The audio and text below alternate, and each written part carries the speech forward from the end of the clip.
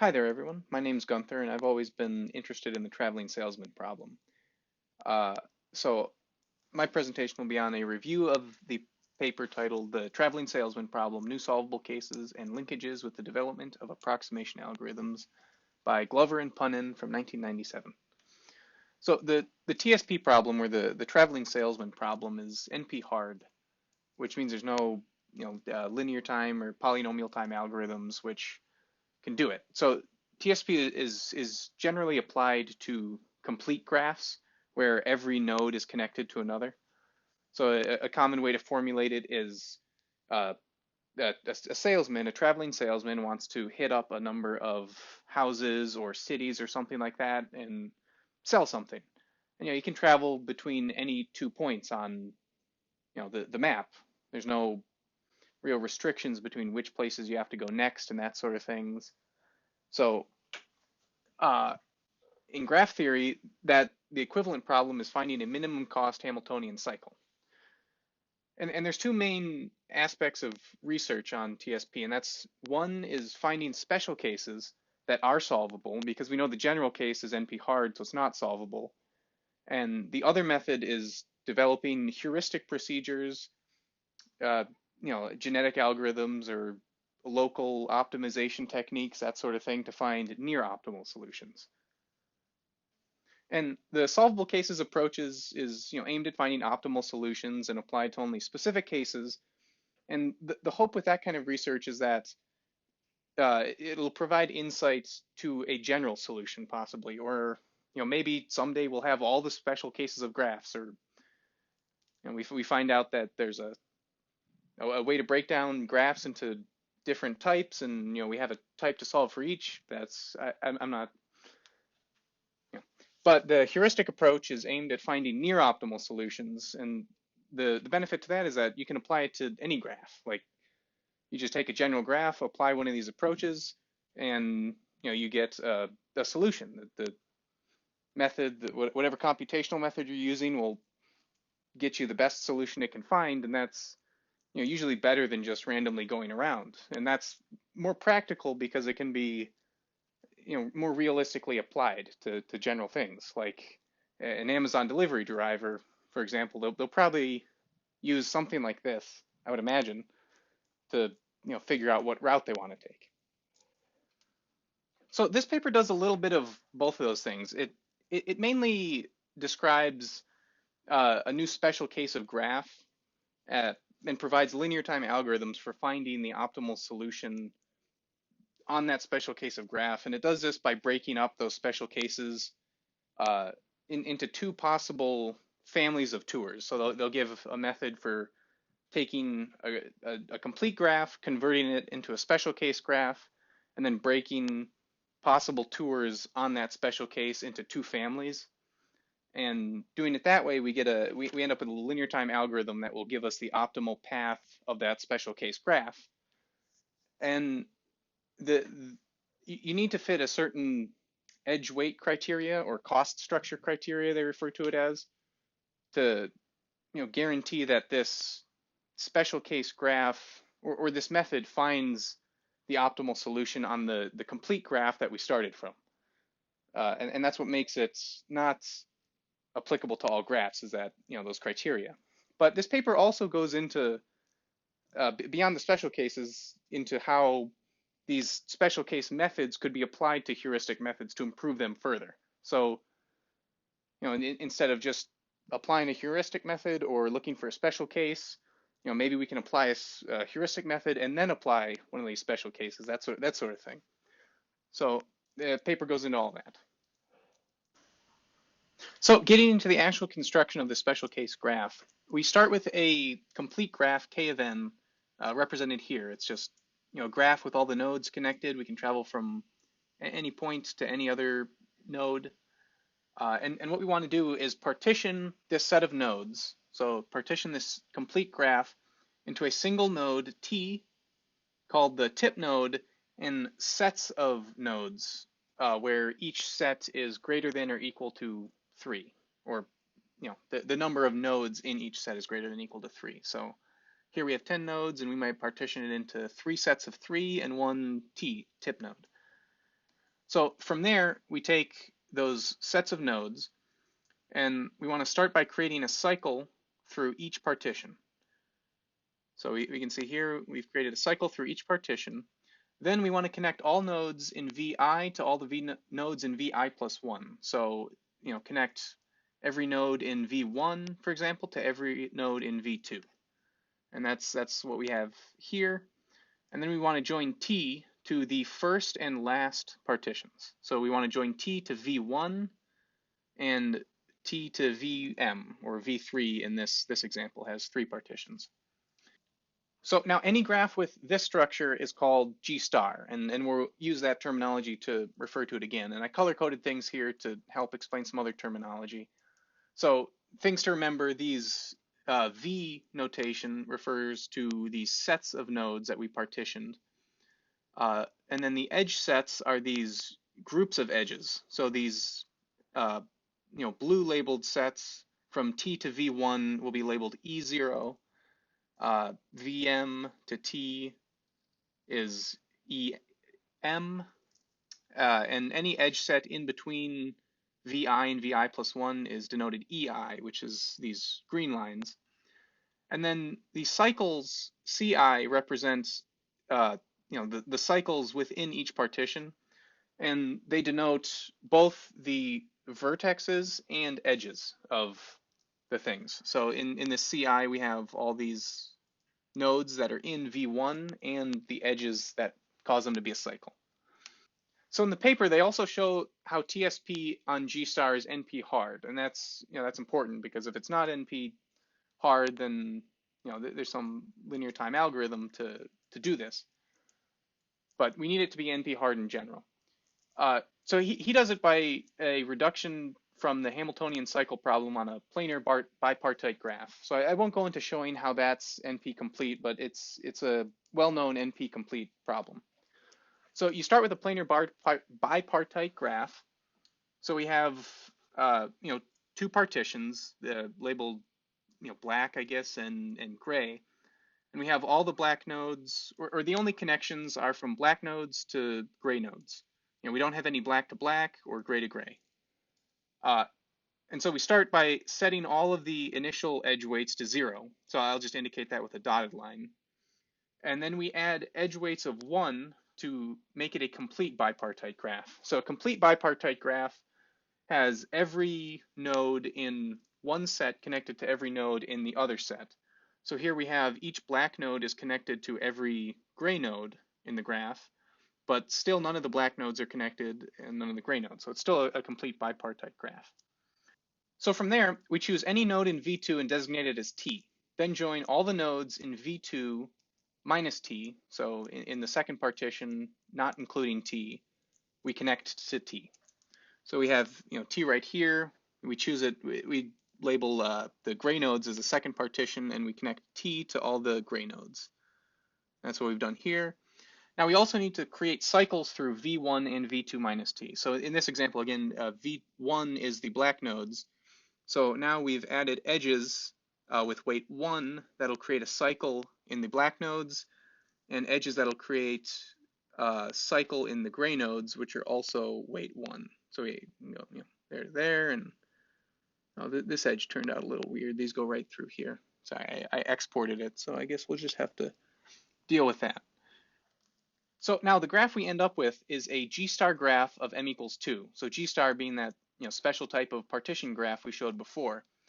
So by adding these edges of weight 1 and cycles between things from the planar bipartite graph, we've transformed it into our G star graph that we're interested in. And in the other case, we had 3 partitions, each with 3 nodes, but remember each partition can have 3 or above nodes. So 4 is perfectly fine. And we still have T connected to all the nodes there, to all the nodes in the first partition and the last partition. And we have all the connections in between. So I sort of dropped the dotted line notation because there's no real sense in making it happen. But now here, this new graph that we developed, G V1 V2E, contains a Hamiltonian cycle if and only if G star here contains a tour of length 0. And now the result follows from the NP completeness of the Hamiltonian cycle on a planar bipartite graph. So this shows that uh, TSP on this G star graph is still an NP complete problem. So now we've defined our special case in our graph, and we're going to go through and describe two families of tours. So we have these partitions, a sense of how they're connected or what connections we're allowing, and now we're going to want to find potential tours through this special graph. So the first type of graph is a single edge ejection tour. So you take the partitions of nodes and the cycles in between them, and essentially what you do is you eject one of the edges from the cycle and connect it to T or previous partition every time. So I'll go through and discuss how they actually go through and construct that. So the first step is to add an edge T to J1 from a cycle C1 and eject an edge J1 K1 from the cycle. So we'll start with this, and it doesn't matter what J and K are, they're just sort of picked arbitrarily. So we'll choose this one is J1 and this one is K1. So what we're doing is we're adding T1 to J1 and ejecting K1 to J1. So that's the first step. And this creates a chain from T to K1, and we just labeled that in purple. So that's another notation reused, is this idea of a chain. So the second step is to somewhat repeat this process for all the rest of the nodes in the graph. So from I to 2m, or for each I from 2 to m, add edges ki minus 1 to ji from ki minus 1 of chain pi minus 1 to cycle ci, and eject an edge ji to ki from ci to create pi from t to ki. So again, visually, we started with this, so we had this chain defined. So now we go through and we pick in each partition, which has a cycle, we again label a J2, K2, or just a JI, KI. And what we're going to do is we're connect K1 from the first cycle to J of the next one. And we want to eject this J2 to K2 edge here. And then we just repeat that here. So in the next one, we pick a J and a K, delete that edge, and connect K to J. And now we have a chain all the way from T to whatever our last K is. KM, I suppose it would be. So now that we have that chain from T to the last K, the last step is just to connect that last K to T. So we had a chain all the way to that. The only step left is connect that final node back to T to create our cycle.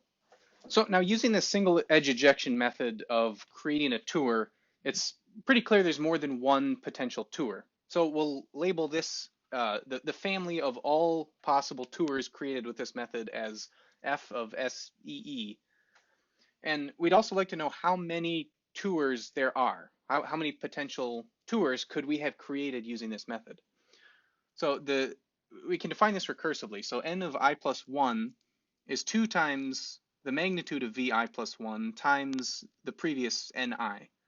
And that comes from the idea that every one of these steps, we sort of pick, or we do pick j and k arbitrarily. So we pick a j and k, and we could have labeled this one k and this one j, or as we did j and k, and that's where the 2 comes from. So there's 2 ways to do that. And then there's v of I plus 1 edges to eject, essentially. So each of these partitions contains exactly one cycle. So there's as many edges as there are nodes. So the magnitude of vi plus 1 is how many edges we can eject, and 2 comes from us being able to connect the previous k to the new j and labeling either thing j. And then for the first step, it's just 2 times v plus 1. So again, we have magnitude of v1 node or edges to eject, and 2 ways to connect t to start this chain, essentially. And solving recursively, this means that the magnitude or the number of tours we can create with this method is equivalent to 2m times the multiplication of all the vi's together. And so if we set vi to equal r for all I, then nm, or the number of possible chains created at this final step is 2m, 2 to the m times r to the m. So we know that there's an exponential number of tours we can generate with this method.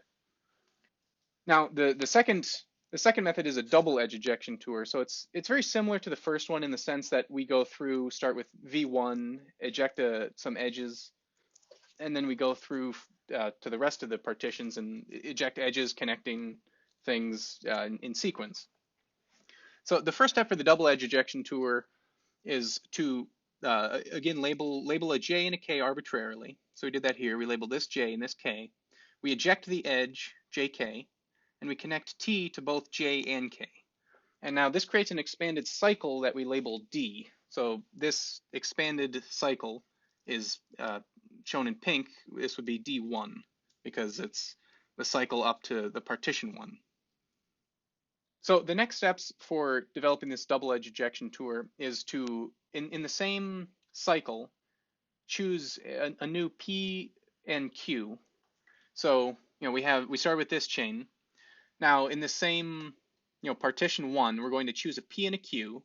So again arbitrarily. So we just relabeled K as P and this one is Q. And we're going to eject that edge. And then what we want to do is look at the next cycle and eject one edge from there again arbitrarily. But this one we're going to label J and K2 initially. So we have P1Q here, and we ejected that edge in the second step. Now we labeled a J and a K and ejected that edge. Now there's two ways to connect this. We can connect K1 or this new P1 to J and Q to K, or we could connect P1 to K and Q to J.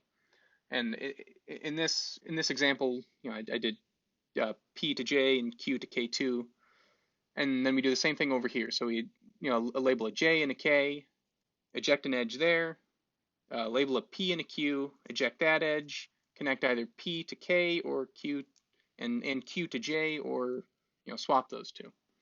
And we do that for every cycle, or we do that for every partition, all these V's. And at the end, we have this final cycle through all the nodes, which is a tour in G star. So the families of tours generated with this method is labeled similarly. It's f of d, e, e. And again, we'd like to know how many potential tours there are. So we define it recursively again. So ni is the number, is 2 times ni minus 1 times vi of I minus 1 minus 1 times v of I. So that comes from, again, the 2 comes from this idea that we could have connected this one to this one and this one to this one, or we could have connected that and that and that and that. But the VI comes from the fact that each step, again, we can eject one of these edges. And there's same number of edges as nodes. So it's the magnitude of VI options there. And then the VI minus 1 comes from which edge we can eject from here. And it's subtracted from 1 because in whatever previous step there was, remember, we already ejected one edge. So the number of edges left to eject every step is VI minus 1 minus 1. So it's 1 less than the total number of edges. And then in the first option, there's only magnitude of V1 options because we eject one edge and then connect T to both of them. So we don't have that 2 as in before. So we have one less than the power of 2 here, but it's a same kind of thing. So if, we set all the partitions to have the same number of nodes for all I, then this is the formula. So there's clearly more double edge ejection tours than there are single edge ejection tours, just because we have a whole nother exponential term here. So now the authors provide these 2 algorithms for finding the optimal single edge ejection tour and double edge ejection tour, labeled TSP1 and TSP2. So I won't get too much into these algorithms or prove them. They did it in the paper, but I'll talk about just the general overview of how it works, and I'll give you the complexity to show you that it's linear time. So the idea is that we want to systematically explore the SS tours or SEE tours in G star and keep track of the minimum distances from T for each node. And we also track the predecessors for each node as we go through this. And in this situation, the predecessors are the edges of the nodes rather than actual previous nodes. And then the final step just backtracks through predecessors to find the final tour. So the here we have defined this idea of scan node, scan list, cycle edge, and we loop through all the partitions, and as we loop through every partition, we repeat a certain procedure until this cycle edge is just an empty set. So we start with scan node as T, since that's a first node, and then we set scan list to null. Cycle edge is all the edges in the first cycle. Uh, so all the edges in the first partition. And then what we do is we update the distance labels, seeing which edge ejection gives us the best route in connecting to what, and then we end up removing that cycle edge until it's null, and then we repeat with the next cycle.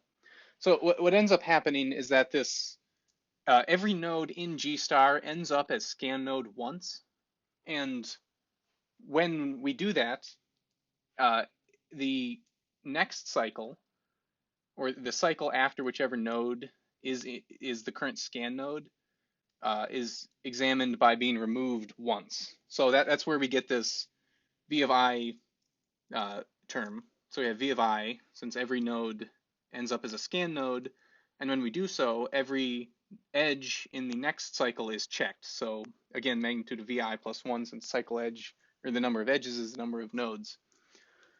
And then that's a dominating term, because the other terms are just VI and VI plus 1. And so the number of nodes squared, essentially, or this is, I guess we should label this better as the sum over all of them. So it ends up being equivalent to all the edges possible in the G star graph. So E star is all the possible edges in our special case graph, is what it ends up being.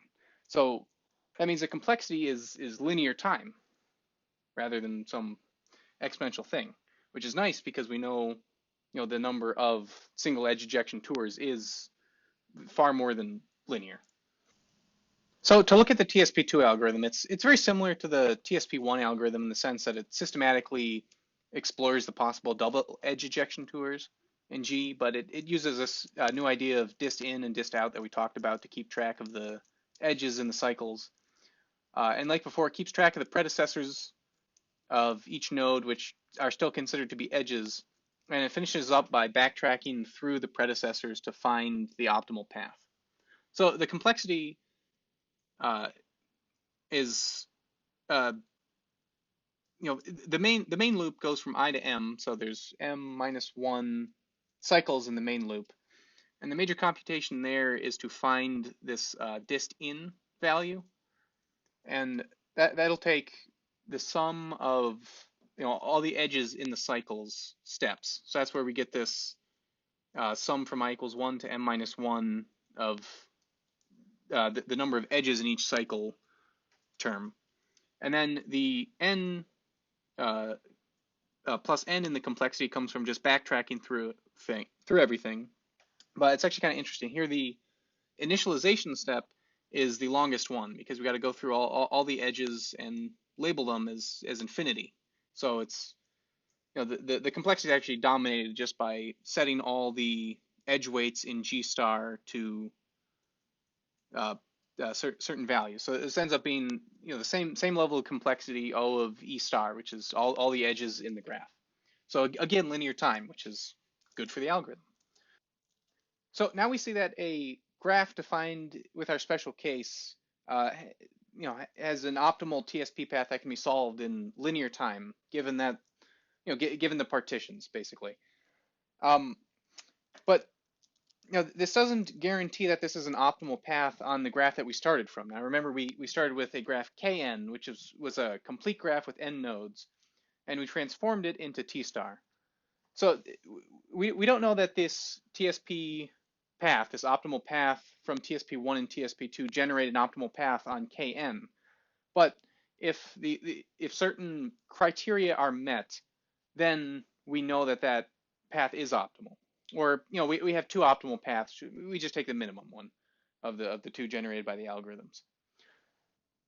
So it's these criteria which really limit the applicability of this method to graphs in general, since most graphs don't fit these criteria. But the authors go into explaining why these are necessary, which I won't go too much into. But the first criteria pretty much assures that an optimal tour in K needs to contain at least one edge from EI, so the edge set connecting different partitions.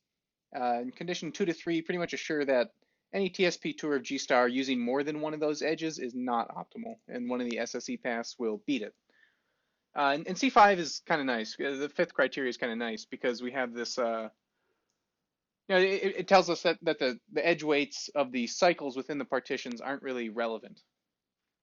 Now that pretty much concludes the author's discussion of their new solvable cases. So we've shown how we can take a complete graph, turn it into one of these special cases, and how there's linear time algorithms to find optimal TSP paths on these special cases. But the authors talk about too how a heuristic approach could be useful to this, or more specifically how this could be useful to a heuristic approach. So a heuristic approach would be one decent way of converting a general graph into one of these special cases. So a heuristic approach might take a set of cities, or set of nodes. It'll see, hey, these. It seems sensible to group these in a certain way. So it might group them and then find a optimal local paths, within those groups, since it's much easier. But it's still a hard problem because how do we connect the different groups to each other? And that's where this algorithm really shines, because now this says we have two linear time algorithms which will find that for us. So we just run those and it'll spit out an optimal path. So that's one way how you could apply this. And this is nice because heuristic methods often work in this way by grouping things like this. So it's these types of linear time algorithms the authors developed has potential to be applied to all types of heuristic methods to further improve them in what's guaranteed to be linear time and an optimal path given those breakdowns.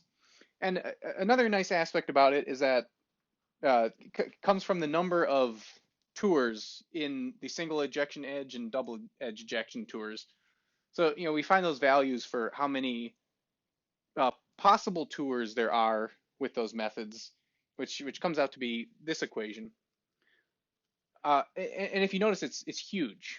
If we have m sets, m partitions of nodes, it's 2 to the m, and then the sum of all those things.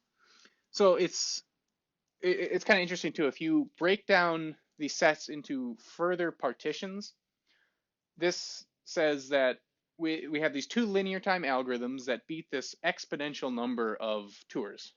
So their tours they find in linear time are dominating an exponential number of tours, which really cuts down the number of tours you have to check essentially. Or if you really are trying to find an absolutely optimal one, that none of these single ejection ones given the partition set your heuristic method developed are optimal.